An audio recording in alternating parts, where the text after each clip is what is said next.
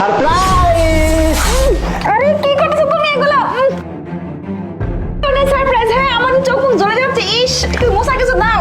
আরে আজকে তোমার জন্মদিন না, সেজন্য আর কি তোমাকে সারপ্রাইজ দিলাম। ঠিকই আছে, তারপর এটা কোন ধরনের সারপ্রাইজ? হ্যাঁ আমার তো খুব অসুবিধা হচ্ছে। ইস, আরে সমস্যা নেই, যাও তুমি ওয়াশরুমে ফ্রেশ হয়ে আসো, আমরা কেক কাটবো। তুমি যে কি করো না আচ্ছা, ঠিক আসলে। আছে, যাও যাও।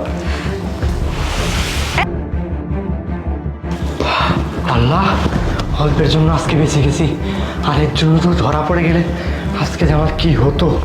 এটার জন্য আজকে বেঁচে গেছি, এরপরে সাবধানে থাকতে হবে। আচ্ছা বেবি, তোমার বাড়িতে আর কতদিন আসবো? তুমি আমাকে কবে বিয়ে করবে?